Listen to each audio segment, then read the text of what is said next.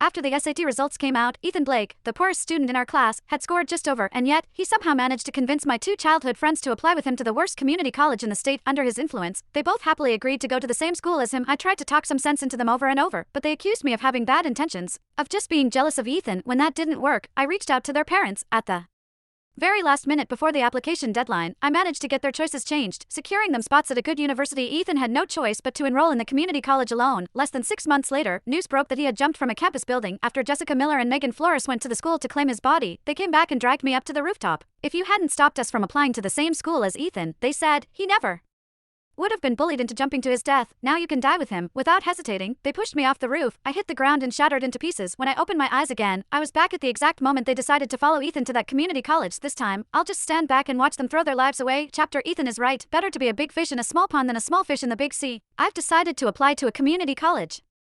With him, with our abilities, even at a community college, we'll still be the standout figures. Seeing Jessica and Megan agree to go with him, Ethan's face lit up with joy. Then he turned his gaze toward me. Ryan, you should come with us too. The four of us have always been a team. I really don't want to be separated from you all. Looking at the three familiar faces before me, it hit me all at once. I had been reborn. I had returned to the moment right after the SAT scores were released.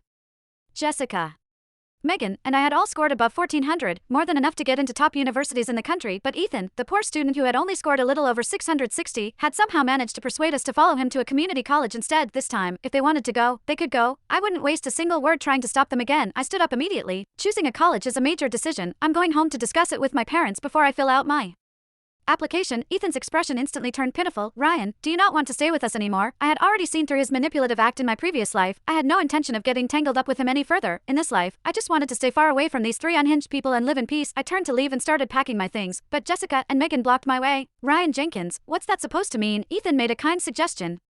Are you going or not? Give us a straight answer. We don't have time to wait for you. You're already 18. Can't you make up your own mind? Where you go to college? Don't you even know that yourself? Looking at them, the vicious expressions from my previous life suddenly flashed in my mind. The moment they had shoved me off a 36-story building, a chill ran down my spine. If that's how it is, then I'll be blunt. My first choice will definitely be Harvard or Stanford University. As for that no-name community college, you can go ahead and attend it yourselves. The moment my words fell, tears immediately welled up in Ethan's eyes. Ryan, what do you mean? Are you looking down on me for only being able to get into a community college? Megan hurriedly pulled out tissues and wiped his tears. Don't cry, Ethan. Even if you go to a community college, we're willing to go with you. So what if some people get into a top university? In the end, they'll just end up working like everyone else.